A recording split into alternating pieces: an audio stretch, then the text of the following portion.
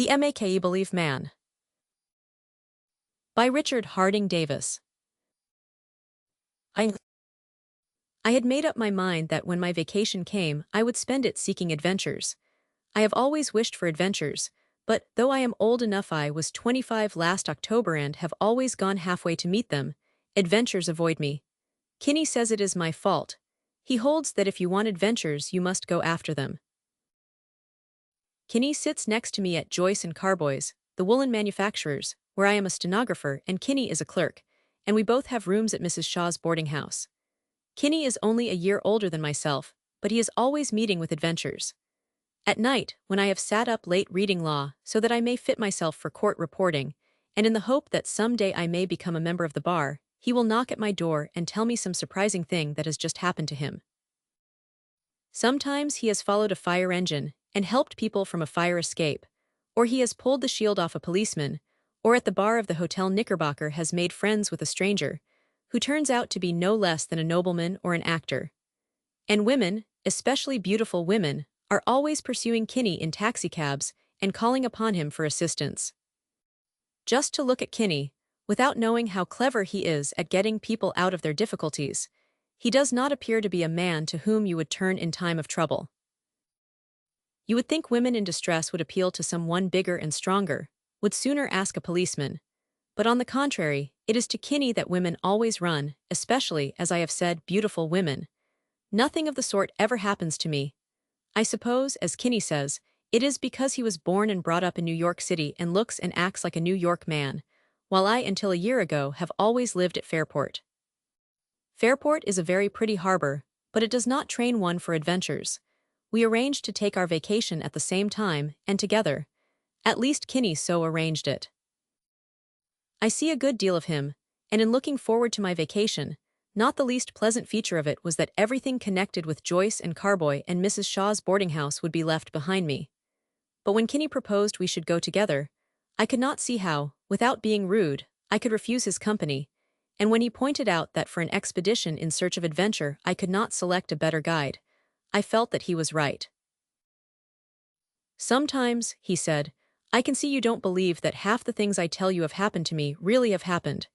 Now, isn't that so? To find the answer that would not hurt his feelings, I hesitated, but he did not wait for my answer. He seldom does. Well, on this trip, he went on, you will see Kinney on the job. You won't have to take my word for it. You will see adventures walk up and eat out of my hand.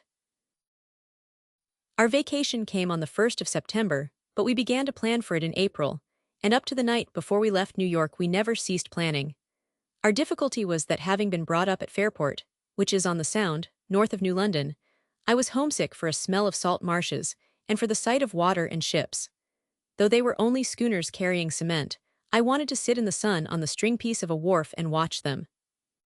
I wanted to beat about the harbor in a catboat and feel the tug and pull of the tiller.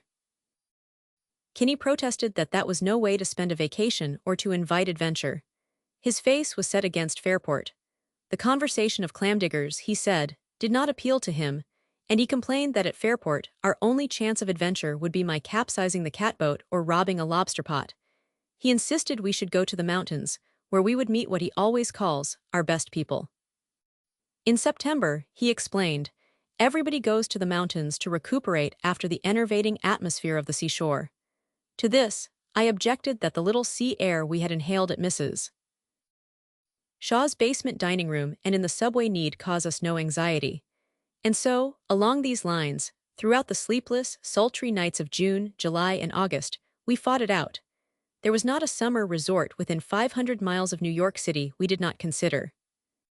From the information bureaus and passenger agents of every railroad leaving New York, Kinney procured a library of timetables, maps, folders, and pamphlets, illustrated with the most attractive pictures of summer hotels, golf links, tennis courts, and boathouses.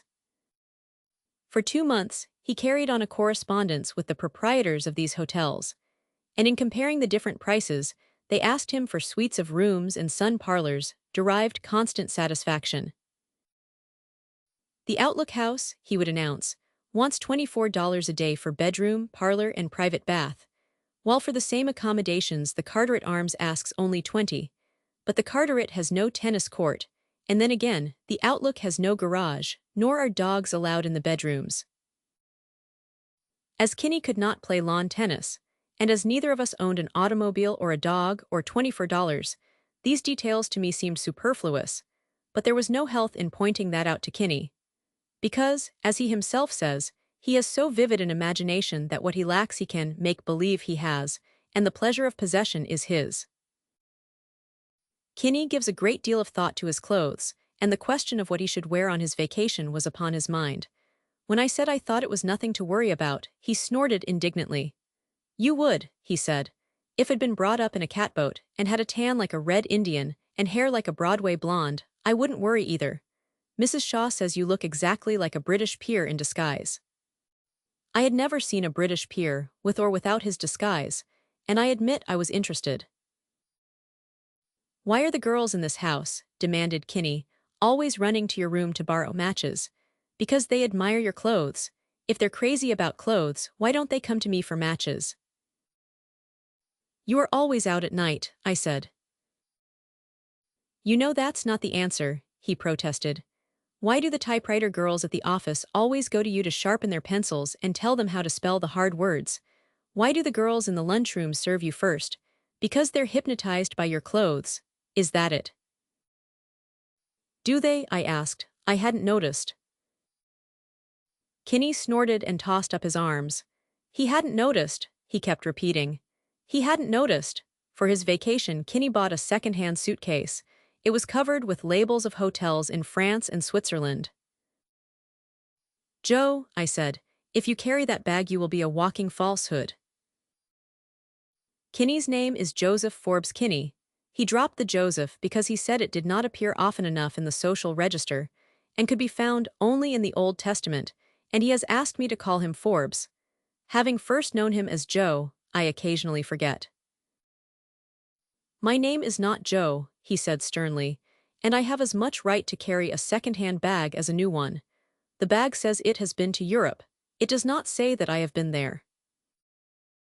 "But you probably will," I pointed out, "and then someone who has really visited those places." "Listen," commanded Kinney. "If you want adventures you must be somebody of importance. No one will go shares in an adventure with Joe Kinney, a $20-a-week clerk, the human adding machine, the hall-room boy. But Forbes Kinney, Esquire, with a bag from Europe, and a Harvard ribbon round his hat." "Is that a Harvard ribbon round your hat?" I asked. "It is," declared Kinney, "and I have a Yale ribbon and a Turf Club ribbon too. They come on hooks and you hook 'em on to match your clothes or the company you keep. And what's more," he continued with some heat, "I've borrowed a tennis racket and a golf bag full of sticks, and you take care you don't give me away." "I see," I returned, "that you are going to get us into a lot of trouble." "I was thinking," said Kinney, looking at me rather doubtfully, "it might help a lot if for the first week you acted as my secretary, and during the second week I was your secretary.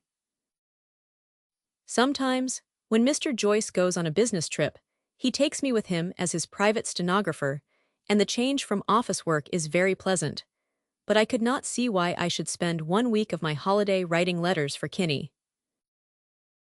"You wouldn't write any letters," he explained. "But if I could tell people you were my private secretary, it would naturally give me a certain importance." "If it will make you any happier," I said, "you can tell people I am a British peer in disguise." "There is no use in being nasty about it," protested Kinney. "I am only trying to show you a way that would lead to adventure." "It surely would," I assented. "It would lead us to jail." The last week in August came, and as to where we were to go we still were undecided. I suggested we leave it to chance. "The first thing," I pointed out, "is to get away from this awful city. The second thing is to get away cheaply. Let us write down the names of the summer resorts to which we can travel by rail or by boat for $2 and put them in a hat. The name of the place we draw will be the one for which we start Saturday afternoon. The idea," I urged, "is in itself full of adventure." Kinney agreed, but reluctantly. What chiefly disturbed him was the thought that the places near New York to which one could travel for so little money were not likely to be fashionable. I have a terrible fear, he declared, that, with this limit of yours, we will wake up in a Sperry Park. Friday night came and found us prepared for departure, and at midnight we held our lottery. In a pillowcase we placed 20 slips of paper, on each of which was written the name of a summer resort. 10 of these places were selected by Kinney, and 10 by myself. Kinney dramatically rolled up his sleeve, and plunging his bared arm into our grab bag, drew out a slip of paper and read aloud, New Bedford via New Bedford Steamboat Line. The choice was one of mine. New Bedford, shouted Kinney. His tone expressed the keenest disappointment. It's a mill town, he exclaimed. It's full of cotton mills. That may be, I protested. But it's also a most picturesque old seaport, one of the oldest in America. You can see whaling vessels at the wharfs there, and wooden figureheads and harpoons. Is this an expedition to dig up buried cities? Interrupted Kinney, or a pleasure trip? I don't want to see harpoons. I wouldn't know a harpoon if you stuck one into me. I prefer to see hatpins. The Patience did not sail until 6 o'clock, but we were so anxious to put New York behind us that at 5 we were on board. Our cabin was an outside one with 2 berths. After placing our suitcases in it, we collected camp chairs and settled ourselves in a cool place on the boat deck. Kinney had bought all the afternoon papers, and, as later I had reason to remember, was greatly interested over the fact that the young Earl of Ivy had at last arrived in this country. For some weeks the papers had been giving more space than seemed necessary to that young Irishman, and to the young lady he was coming over to marry. There had been pictures of his different country houses, pictures of himself, in uniform, in the robes he wore at the coronation, on a polo pony, as master of foxhounds. And there had been pictures of Miss Aldrich, and of her country places at Newport and on the Hudson. From the afternoon papers, Kinney learned that, having sailed under his family name of Meehan, the young man and Lady Moya, his sister, had that morning landed in New York, but before the reporters had discovered them, had escaped from the wharf and disappeared. Inquiries at the different hotels, read Kinney impressively, failed to establish the whereabouts of his lordship and Lady Moya, and it is believed they at once left by train for Newport. With awe Kinney pointed at the red funnels of the Mauretania. There is the boat that brought them to America, he said. I see, he added, that in this picture of him playing golf he wears one of those knit jackets the Eiselbaum has just marked down to $3.75. I wish, he added regretfully. You can get one at New Bedford, I suggested. I wish, he continued, we had gone to Newport. All of our best people will be there for the wedding. It is the most important social event of the season.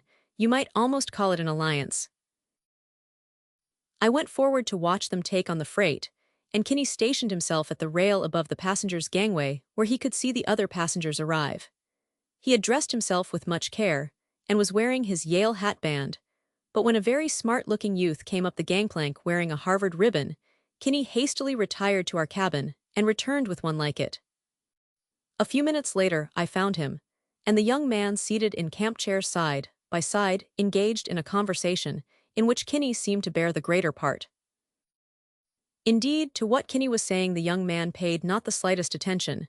Instead, his eyes were fastened on the gangplank below, and when a young man of his own age, accompanied by a girl in a dress of rough tweed, appeared upon it, he leaped from his seat. Then, with a conscious look at Kinney, sank back. The girl in the tweed suit was sufficiently beautiful to cause any man to rise and to remain standing. She was the most beautiful girl I had ever seen. She had gray eyes and hair like goldenrod, worn in a fashion with which I was not familiar, and her face was so lovely that in my surprise at the sight of it, I felt a sudden catch at my throat, and my heart stopped with awe and wonder and gratitude. After a brief moment, the young man in the real Harvard hatband rose restlessly, and with a nod to Kinney went below. I also rose and followed him. I had an uncontrollable desire to again look at the girl with the goldenrod hair. I did not mean that she should see me. Never before had I done such a thing, but never before had I seen anyone who had moved me so strangely. Seeking her, I walked the length of the main saloon and back again, but could not find her. The delay gave me time to see that my conduct was impertinent. The very fact that she was so lovely to look upon should have been her protection. It afforded me no excuse to follow and spy upon her. With this thought, I hastily returned to the upper deck to bury myself in my book. If it did not serve to keep my mind from the young lady, at least I would prevent my eyes from causing her annoyance. I was about to take the chair that the young man had left vacant when Kinney objected. "He was very much interested in our conversation," Kinney said, "and he may return." I had not noticed any eagerness on the part of the young man to talk to Kinney or to listen to him, but I did not sit down. "I should not be surprised a bit," said Kinney, "if that young man is no end of a swell. He is a Harvard man and his manner was most polite." "That," explained Kinney, "is one way you can always tell a real swell. They're not high and mighty with you. Their social position is so secure that they can do as they like. For instance, did you notice that he smoked a pipe?" I said I had not noticed it. For his holiday, Kinney had purchased a box of cigars of a quality more expensive than those he can usually afford. He was smoking one of them at the moment, and, as it grew less, had been carefully moving the gold band with which it was encircled from the lighted end. But as he spoke, he regarded it apparently with distaste, and then dropped it overboard. "Keep my chair," he said, rising. "I am going to my cabin to get my pipe." I sat down and fastened my eyes upon my book, but neither did I understand what I was reading nor see the printed page. Instead, before my eyes, confusing and blinding me, was the lovely, radiant face of the beautiful lady. In perplexity, I looked up and found her standing not 2 feet from me. Something pulled me out of my chair. Something made me move it toward her. I lifted my hat and backed away. But the eyes of the lovely lady halted me. To my perplexity, her face expressed both surprise and pleasure. It was as though either she thought she knew me, or that I reminded her of some man she did know. Were the latter the case, he must have been a friend, for the way in which she looked at me was kind. And there was, besides, the expression of surprise, and as though something she saw pleased her. Maybe it was the quickness with which I had offered my chair. Still looking at me, she pointed to one of the skyscrapers. "Could you tell me," she asked, "the name of that building?" Had her question not proved it, her voice would have told me not only that she was a stranger but that she was Irish. It was particularly soft, low, and vibrant. It made the commonplace question she asked sound as though she had sung it. I told her the name of the building, and that farther uptown, as she would see when we moved into midstream, there was another still taller. She listened, regarding me brightly as though interested. But before her I was embarrassed, and, fearing I intruded, I again made a movement to go away. With another question, she stopped me. I could see no reason for her doing so, but it was almost as though she had asked the question only to detain me. "What is that odd boat?" she said, pumping water into the river.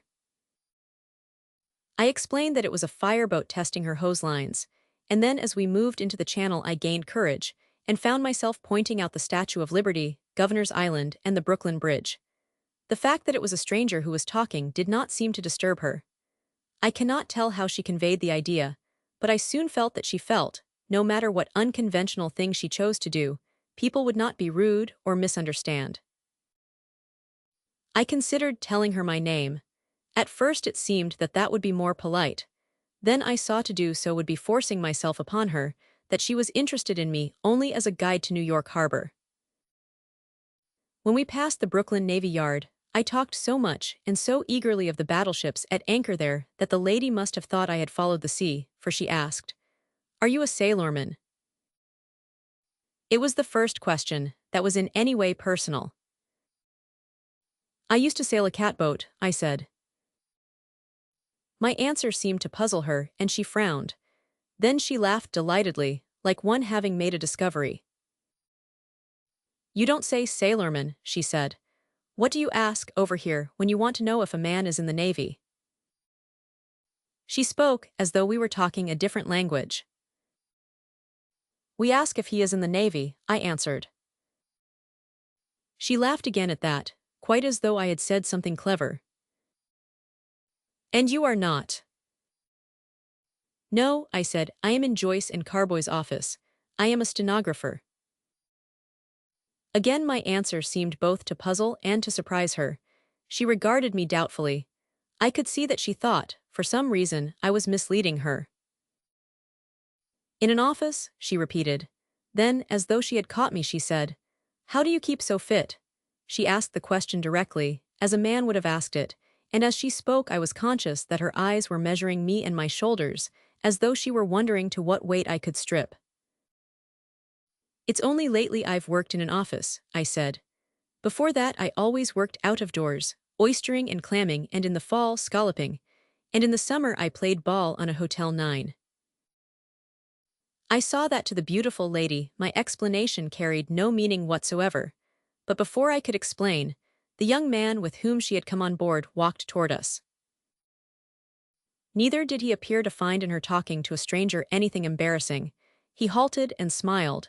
His smile was pleasant but entirely vague. In the few minutes I was with him, I learned that it was no sign that he was secretly pleased. It was merely his expression. It was as though a photographer had said, "Smile, please," and he had smiled.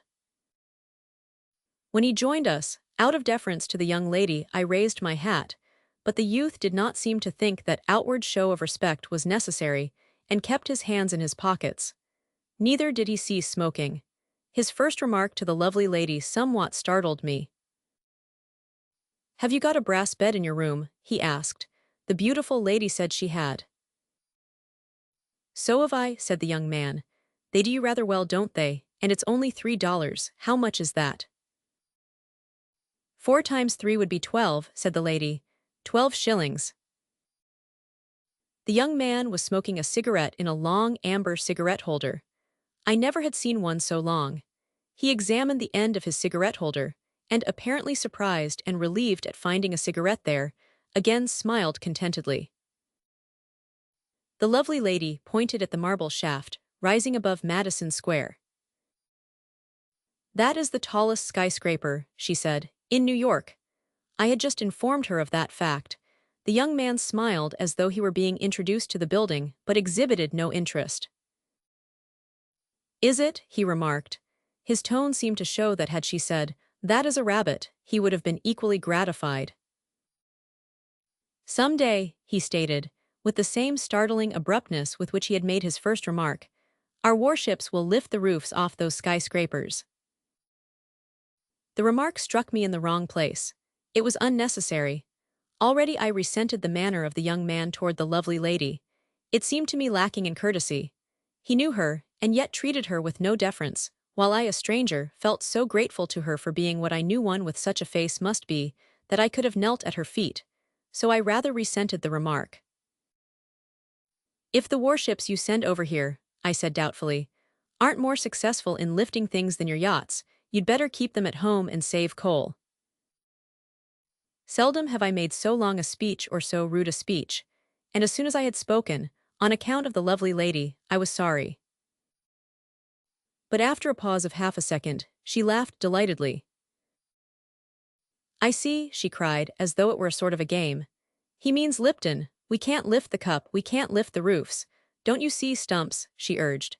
In spite of my rude remark, the young man she called Stumps had continued to smile happily. Now his expression changed to one of discomfort and utter gloom, and then broke out into a radiant smile. "I say," he cried, "that's awfully good. If your warships aren't any better at lifting things, oh, I say really," he protested, "that's awfully good." He seemed to be afraid I would not appreciate the rare excellence of my speech. "You know, really," he pleaded, "it is awfully good." We were interrupted by the sudden appearance, in opposite directions, of Kinney and the young man with the real hatband. Both were excited and disturbed. At the sight of the young man, Stumps turned appealingly to the goldenrod girl. He groaned aloud, and his expression was that of a boy who had been caught playing truant. "Oh, Lord," he exclaimed, "what's he huffy about now? He told me I could come on deck as soon as we started." The girl turned upon me a sweet and lovely smile and nodded. Then, with Stumps at her side, she moved to meet the young man. When he saw them coming he halted, and when they joined him, began talking earnestly, almost angrily. As he did so, much to my bewilderment, he glared at me. At the same moment Kinney grabbed me by the arm. "Come below," he commanded. His tone was hoarse and thrilling with excitement. "Our adventures," he whispered, "have begun." "Aye, aye." I felt for me, adventures had already begun, for my meeting with the beautiful lady was the event of my life, and though Kinney and I had agreed to share our adventures, of this one I knew I could not even speak to him. I wanted to be alone, where I could delight in it, where I could go over what she had said, what I had said. I would share it with no one. It was too wonderful, too sacred. But Kinney would not be denied. He led me to our cabin and locked the door. "I am sorry," he began, "but this adventure is one I cannot share with you." The remark was so in keeping with my own thoughts that with sudden unhappy doubt I wondered if Kinney, too, had felt the charm of the beautiful lady. But he quickly undeceived me. "I have been doing a little detective work," he said. His voice was low and sepulchral. "And I have come upon a real adventure. There are reasons why I cannot share it with you, but as it develops you can follow it. About half an hour ago," he explained, "I came here to get my pipe. The window was open. The lattice was only partly closed. Outside was that young man from Harvard who tried to make my acquaintance, and the young Englishman who came on board with that blonde." Kinney suddenly interrupted himself. "You were talking to her just now," he said. I hated to hear him speak of the Irish lady as that blonde. I hated to hear him speak of her at all. So, to shut him off, I answered briefly, "She asked me about the Singer building."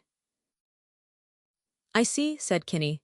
"Well, these two men were just outside my window, and while I was searching for my pipe, I heard the American speaking. He was very excited and angry. 'I tell you,' he said, 'every boat and railroad station is watched. You won't be safe till we get away from New York. You must go to your cabin and stay there.' And the other one answered, 'I am sick of hiding and dodging.'" Kinney paused dramatically and frowned. "Well," I asked, "what of it?" "What of it?" he cried. He exclaimed aloud with pity and impatience. "No wonder," he cried, "you never have adventures. Why, it's plain as print. They are criminals escaping. The Englishman certainly is escaping." I was concerned only for the lovely lady, but I asked, "You mean the Irishman called Stumps?" "Stumps?" exclaimed Kinney. "What a strange name. Too strange to be true, it's an alias."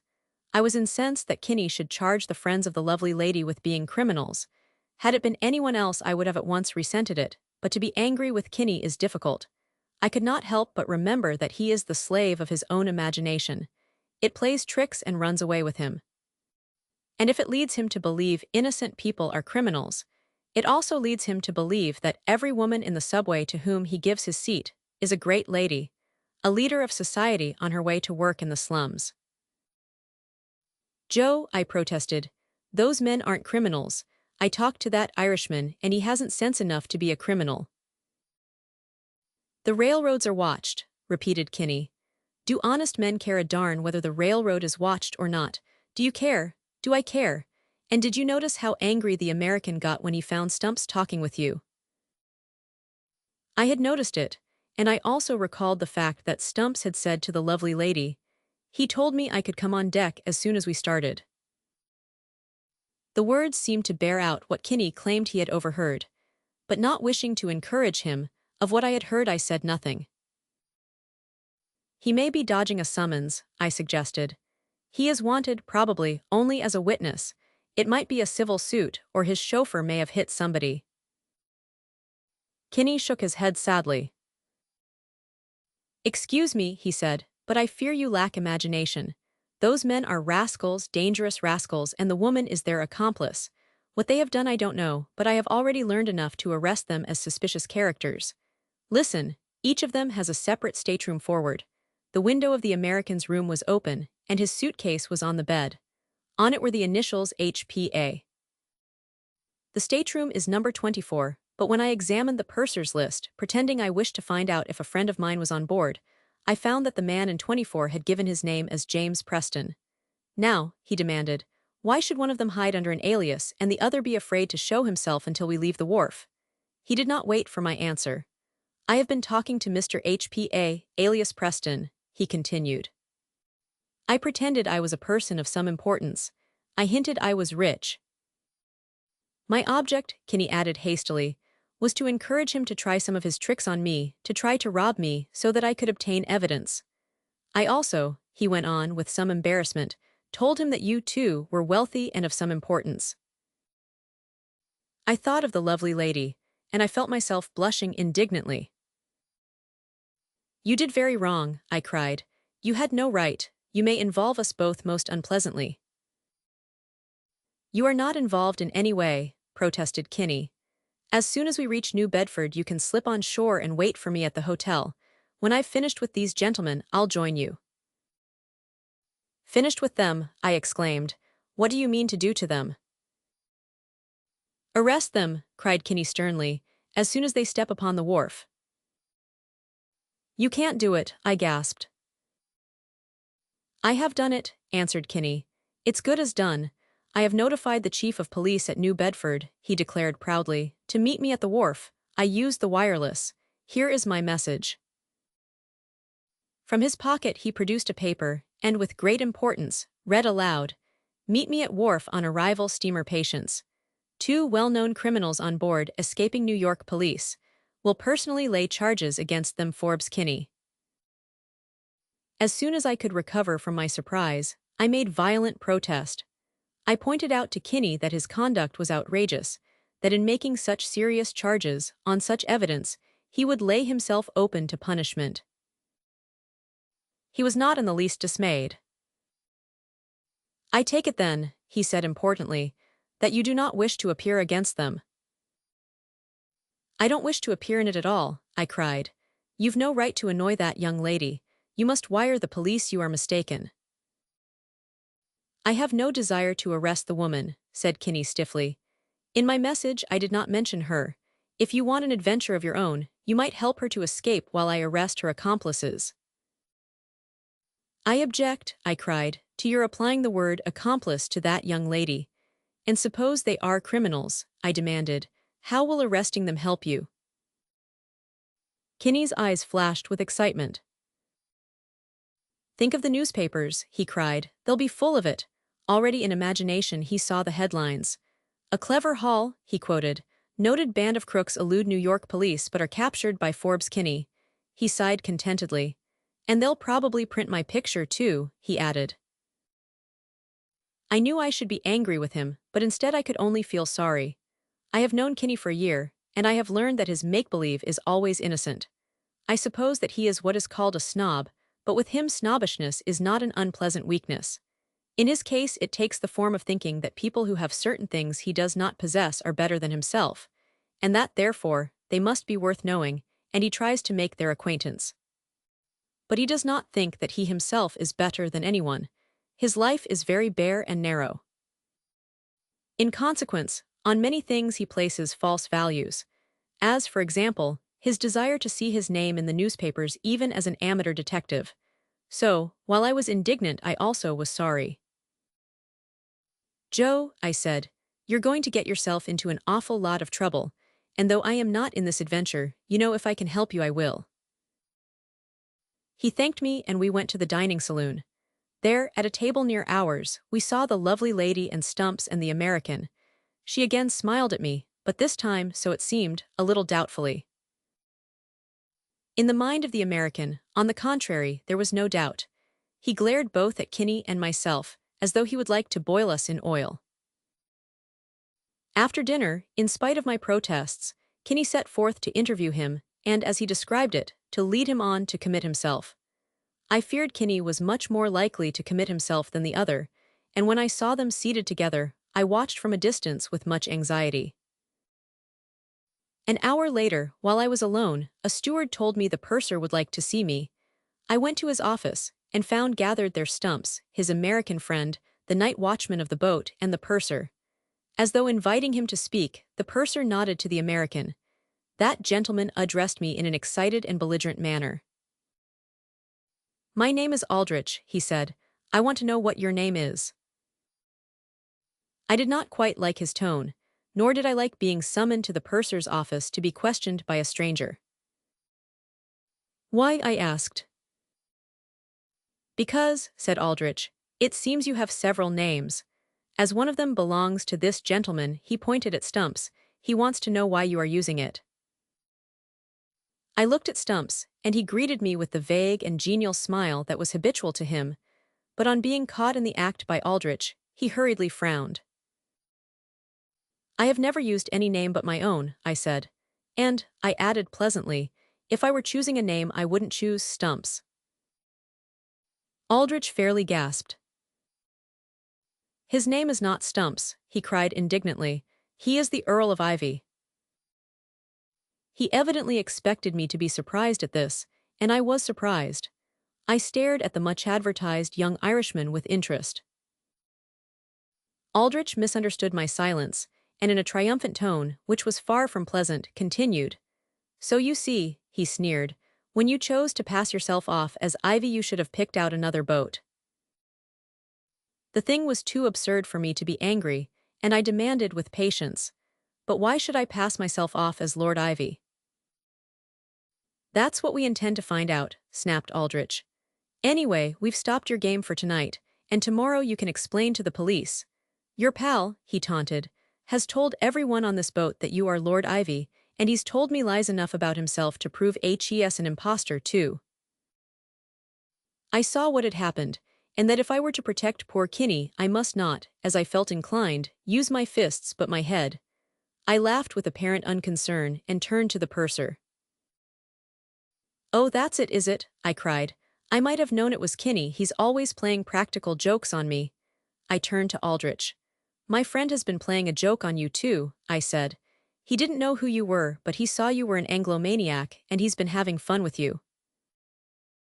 Has he? Roared Aldrich. He reached down into his pocket and pulled out a piece of paper. This, he cried, shaking it at me, is a copy of a wireless that I've just sent to the Chief of Police at New Bedford. With great satisfaction he read it in a loud and threatening voice. 2 impostors on this boat representing themselves to be Lord Ivy, my future brother-in-law, and his secretary. Lord Ivy himself on board. Send police to meet boat. We will make charges. Henry Philip Aldrich. It occurred to me that after receiving 2 such sensational telegrams, and getting out of bed to meet the boat at 6 in the morning, the Chief of Police would be in a state of mind to arrest almost anybody, and that his choice would certainly fall on Kinney and myself. It was ridiculous, but it also was likely to prove extremely humiliating. So I said, speaking to Lord Ivy, "There's been a mistake all around. Send for Mr. Kinney and I will explain it to you." Lord Ivy, who was looking extremely bored, smiled and nodded, but young Aldrich laughed ironically. "Mr. Kinney is in his stateroom," he said, "with a steward guarding the door and window. You can explain tomorrow to the police." I rounded indignantly upon the purser. "Are you keeping Mr. Kinney a prisoner in his stateroom?" I demanded. "If you are." "He doesn't have to stay there," protested the purser sulkily. "When he found the stewards were following him, he went to his cabin." "I will see him at once," I said, "and if I catch any of your stewards following me, I'll drop them overboard." No one tried to stop me indeed, knowing I could not escape. They seemed pleased at my departure, and I went to my cabin. Kinney, seated on the edge of the berth, greeted me with a hollow groan. His expression was one of utter misery. As though begging me not to be angry, he threw out his arms appealingly. "How the devil," he began, "was I to know that a little red-headed shrimp like that was the Earl of Ivy? And that tall blonde girl," he added indignantly, "that I thought was an accomplice is Lady Moya, his sister." "What happened?" I asked. Kinney was wearing his hat. He took it off and hurled it to the floor. "It was that damned hat," he cried. "It's a Harvard ribbon, all right, but only men on the crew can wear it. How was I to know that?" I saw Aldrich looking at it in a puzzled way, and when he said, "I see you are on the crew," I guessed what it meant and said I was on last year's crew. Unfortunately, he was on last year's crew. That's what made him suspect me, and after dinner he put me through a 3rd degree. I must have given the wrong answers, for suddenly he jumped up and called me a swindler and an impostor. I got back by telling him he was a crook and that I was a detective, and that I had sent a wireless to have him arrested at New Bedford.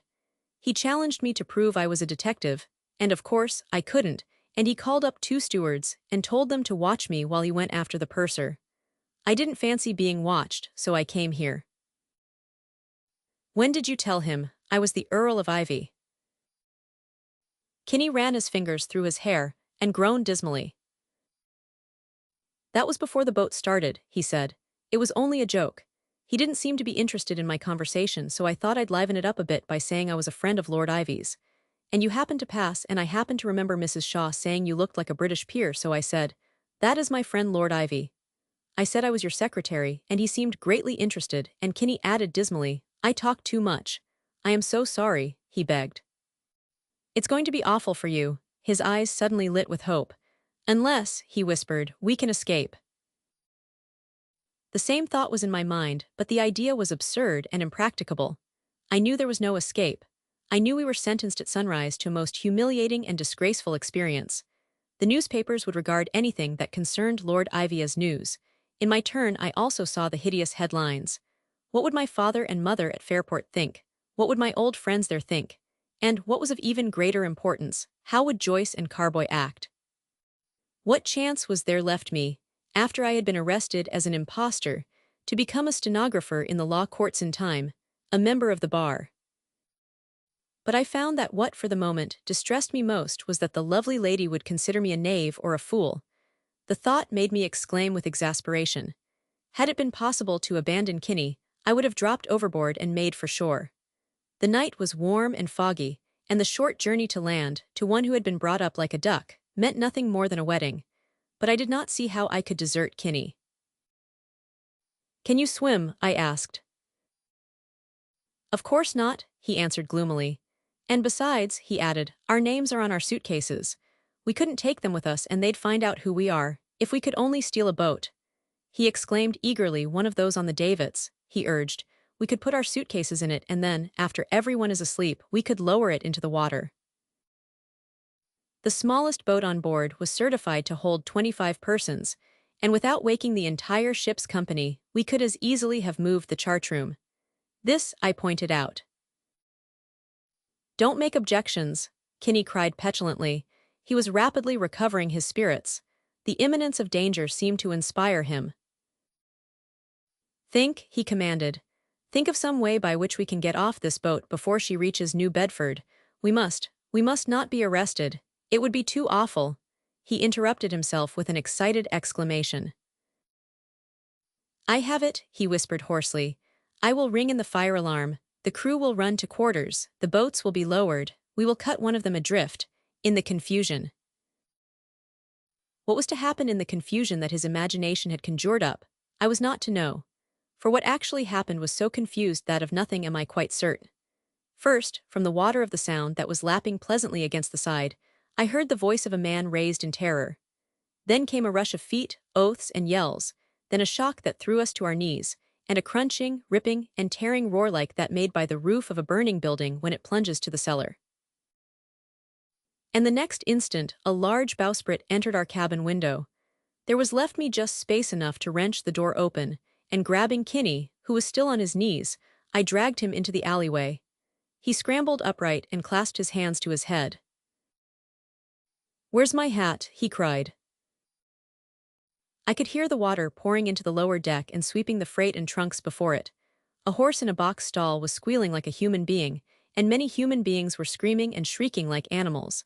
My first intelligent thought was of the lovely lady. I shook Kinney by the arm. The uproar was so great that to make him hear I was forced to shout. "Where is Lord Ivy's cabin?" I cried. "You said it's next to his sister S. Take me there."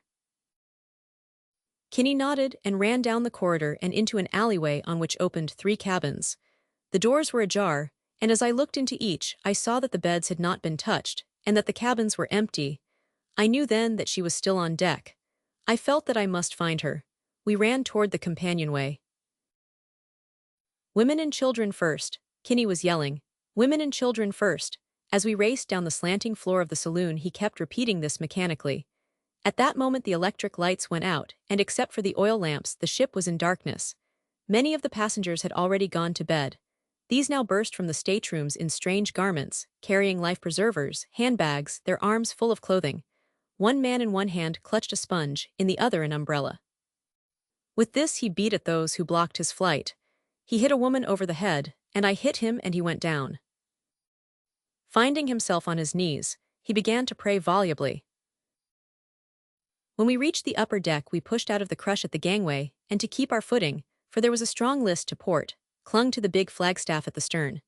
At each rail the crew were swinging the boats over the side, and around each boat was a crazy, fighting mob. Above our starboard rail towered the foremast of a schooner. She had rammed us fair amidships, and in her bows was a hole through which you could have rowed a boat. Into this the water was rushing and sucking her down. She was already settling at the stern. By the light of a swinging lantern, I saw 3 of her crew lift a yawl from her deck and lower it into the water. Into it, they hurled oars and a sail, and one of them had already started to slide down the painter when the schooner lurched drunkenly, and in a panic all 3 of the men ran forward and leaped to our lower deck.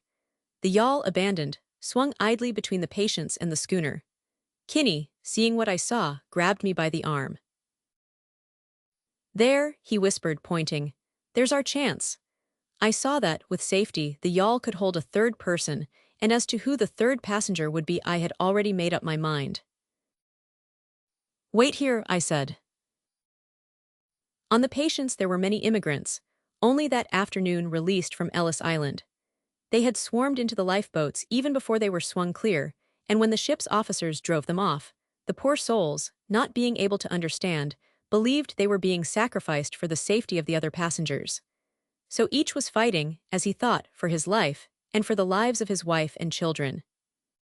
At the edge of the scrimmage, I dragged out 2 women who had been knocked off their feet, and who were in danger of being trampled. But neither was the woman I sought. In the half-darkness I saw one of the immigrants, a girl with a kerchief on her head, struggling with her life belt. A stoker, as he raced past, seized it and made for the rail. In my turn I took it from him, and he fought for it, shouting, "It's every man for himself now." "All right," I said, for I was excited and angry, "look out for yourself then." I hit him on the chin, and he let go of the life belt and dropped. I heard at my elbow a low, excited laugh, and a voice said, "Well, Bold, you never learned that in an office." I turned and saw the lovely lady. I tossed the immigrant girl her life belt, and as though I had known Lady Moya all my life, I took her by the hand and dragged her after me down the deck. "You come with me," I commanded. I found that I was trembling and that a weight of anxiety of which I had not been conscious had been lifted. I found I was still holding her hand and pressing it in my own. "Thank God," I said. "I thought I had lost you." "Lost me," repeated Lady Moya, but she made no comment. "I must find my brother," she said. "You must come with me," I ordered. "Go with Mr. Kinney to the lower deck. I will bring that rowboat under the stern, you will jump into it." "I cannot leave my brother," said Lady Moya. Upon the word, as though shot from a cannon, the human whirlpool that was sweeping the deck amidships cast out Stumps and hurled him toward us. His sister gave a little cry of relief. Stumps recovered his balance and shook himself like a dog that has been in the water. "Thought I'd never get out of it alive," he remarked complacently. In the darkness I could not see his face, but I was sure he was still vaguely smiling. "Worse than a football night," he exclaimed. "Worse than Mafeking night." His sister pointed to the yawl. "This gentleman is going to bring that boat here and take us away in it," she told him. "We had better go when we can." "Right-ho," assented Stumps cheerfully. "How about Phil? He's just behind me." As he spoke, only a few yards from us, a peevish voice pierced the tumult. "I tell you," it cried, "you must find Lord Ivy. If Lord Ivy—" A voice with a strong and brutal American accent yelled in answer, "To hell with Lord Ivy." Lady Moya chuckled. "Get to the lower deck," I commanded. "I am going for the yawl." As I slipped my leg over the rail I heard Lord Ivy say, "I'll find Phil and meet you." I dropped and caught the rail of the deck below, and hanging from it, shoved with my knees and fell into the water. 2 strokes brought me to the yawl, and scrambling into her and casting her off, I paddled back to the steamer. As I lay under the stern I heard from the lower deck the voice of Kinney raised importantly. "Ladies first," he cried. "Her ladyship first, I mean," he corrected.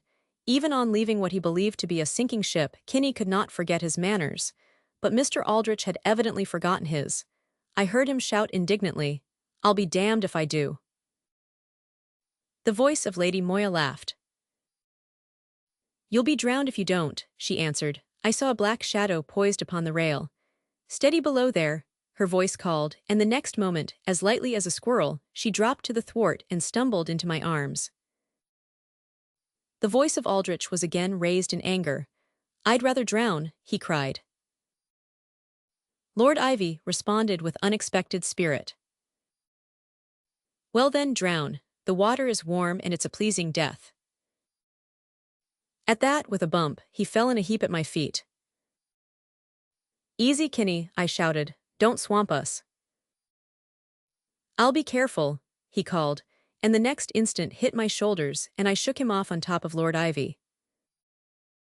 "Get off my head," shouted his lordship. Kinney apologized to everyone profusely. Lady Moya raised her voice. "For the last time, Phil," she called, "are you coming or are you not?" "Not with those swindlers, I'm not," he shouted. "I think you two are mad. I prefer to drown." There was an uncomfortable silence. My position was a difficult one, and not knowing what to say, I said nothing. "If one must drown," exclaimed Lady Moya briskly, "I can't see it matters who one drowns with." In his strangely explosive manner, Lord Ivy shouted suddenly, "Phil, you're a silly ass." "Push off," commanded Lady Moya. I think, from her tone, the order was given more for the benefit of Aldrich than for myself. Certainly it was effective, for on the instant there was a heavy splash. Lord Ivy sniffed scornfully and manifested no interest. "Ah," he exclaimed, "he prefers to drown." Sputtering and gasping, Aldrich rose out of the water, and while we balanced the boat, climbed over the side. "Understand," he cried even while he was still gasping, "I am here under protest. I am here to protect you and Stumps. I am under obligation to no one. I'm—" "Can you row?" I asked. "Why don't you ask your pal?" he demanded savagely. "He rowed on last year's crew." "Phil," cried Lady Moya, her voice suggested a temper I had not suspected. "You will row or you can get out and walk. Take the oars," she commanded, "and be civil." Lady Moya, with the tiller in her hand, sat in the stern. Stumps, with Kinney huddled at his knees, was stowed away forward. I took the stroke and Aldrich the bow oars. "We will make for the Connecticut shore," I said, and pulled from under the stern of the Patience. In a few minutes we had lost all sight, and except for her whistle, all sound of her, and we ourselves were lost in the fog. There was another eloquent and embarrassing silence. Unless, in the panic, they trampled upon each other, I had no real fear for the safety of those on board the steamer. Before we had abandoned her, I had heard the wireless frantically sputtering the standby call, and I was certain that already the big boats of the Fall River, Providence, and Joy lines, and launches from every wireless station between Bridgeport and Newport, were making toward her. But the margin of safety, which to my thinking was broad enough for all the other passengers, for the lovely lady was in no way sufficient. That mob-swept deck was no place for her. I was happy that, on her account, I had not waited for a possible rescue. In the yawl she was safe.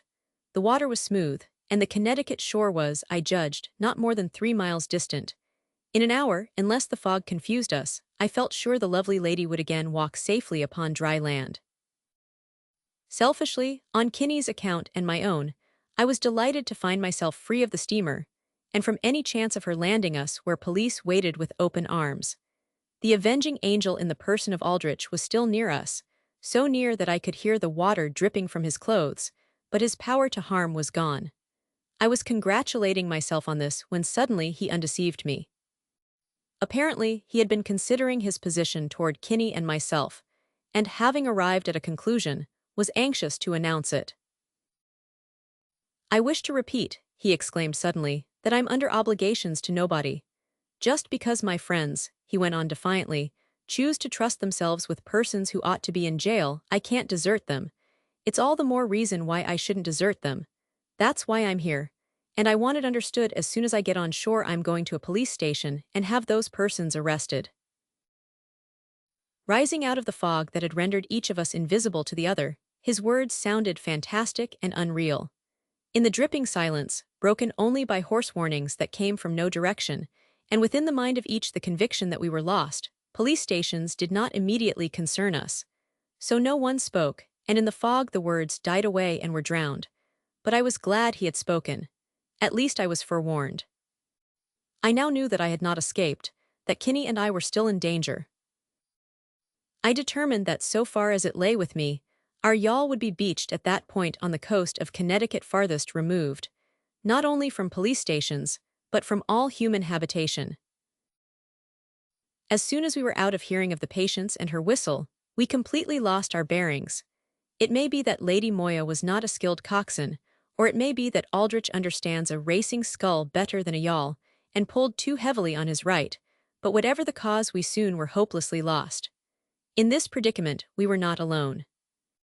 The night was filled with foghorns, whistles, bells, and the throb of engines, but we never were near enough to hail the vessels from which the sounds came, and when we rowed toward them, they invariably sank into silence. After 2 hours Stumps and Kinney insisted on taking a turn at the oars, and Lady Moya moved to the bow. We gave her our coats, and making cushions of these, she announced that she was going to sleep. Whether she slept or not, I do not know, but she remained silent. For 3 more dreary hours we took turns at the oars or dozed at the bottom of the boat, while we continued aimlessly to drift upon the face of the waters. It was now 5 o'clock, and the fog had so far lightened that we could see each other and a stretch of open water. At intervals the foghorns of vessels passing us, but hidden from us, tormented Aldrich to a state of extreme exasperation. He hailed them with frantic shrieks and shouts, and Stumps and the Lady Moya shouted with him. I fear Kinney and myself did not contribute any great volume of sound to the general chorus. To be rescued was the last thing we desired. The yacht or tug that would receive us on board would also put us on shore, where the vindictive Aldrich would have us at his mercy. We preferred the freedom of our yawl and the shelter of the fog. Our silence was not lost upon Aldrich. For some time he had been crouching in the bow, whispering indignantly to Lady Moya. Now he exclaimed aloud. "What did I tell you?" he cried contemptuously. "They got away in this boat because they were afraid of me, not because they were afraid of being drowned. If they've nothing to be afraid of, why are they so anxious to keep us drifting around all night in this fog? Why don't they help us stop one of those tugs?" Lord Ivy exploded suddenly. "Rot," he exclaimed. "If they're afraid of you, why did they ask you to go with them?" "They didn't," cried Aldrich truthfully and triumphantly. "They kidnapped you and Moya because they thought they could square themselves with you, but they didn't want me." The issue had been fairly stated, and no longer with self-respect could I remain silent. "We don't want you now," I said. "Can't you understand?" I went on with as much self-restraint as I could muster. "We are willing and anxious to explain ourselves to Lord Ivy, or even to you, but we don't want to explain to the police. My friend thought you and Lord Ivy were crooks escaping. You think we are crooks escaping, you both." Aldrich snorted contemptuously. "That's a likely story," he cried. "No wonder you don't want to tell that to the police." From the bow came an exclamation, and Lady Moya rose to her feet. "Phil," she said, "you bore me." She picked her way across the thwart to where Kinney sat at the stroke oar. "My brother and I often row together," she said. "I will take your place." When she had seated herself, we were so near that her eyes looked directly into mine. Drawing in the oars, she leaned upon them and smiled. "Now then," she commanded, "tell us all about it." Before I could speak there came from behind her a sudden radiance, and as though a curtain had been snatched aside, the fog flew apart, and the sun, dripping, crimson, and gorgeous, sprang from the waters. From the others there was a cry of wonder and delight, and from Lord Ivy a shriek of incredulous laughter. Lady Moya clapped her hands joyfully and pointed past me. I turned and looked. Directly behind me, not 50 feet from us, was a shelving beach and a stone wharf, and above it a vine-covered cottage from the chimney of which smoke curled cheerily. Had the yawl, while Lady Moya was taking the oars, not swung in a circle, and had the sun not risen, in 3 minutes more we would have bumped ourselves into the state of Connecticut. The cottage stood on one horn of a tiny harbor. Beyond it, weather-beaten shingled houses, sail lofts and wharfs stretched cozily in a half-circle. Back of them rose splendid elms and the delicate spire of a church, and from the unruffled surface of the harbor the masts of many fishing boats. Across the water, on a grass-grown point, a whitewashed lighthouse blushed in the crimson glory of the sun. Except for an oysterman in his boat at the end of the wharf, and the smoke from the chimney of his cottage, the little village slept, the harbor slept. It was a picture of perfect content, confidence, and peace. "Oh!" cried the Lady Moya, "how pretty, how pretty!" Lord Ivy swung the bow about and raced toward the wharf. The others stood up and cheered hysterically. At the sound and at the sight of us emerging so mysteriously from the fog, the man in the fishing boat raised himself to his full height and stared as incredulously as though he beheld a mermaid. He was an old man, but straight and tall, and the oysterman's boots stretching to his hips made him appear even taller than he was.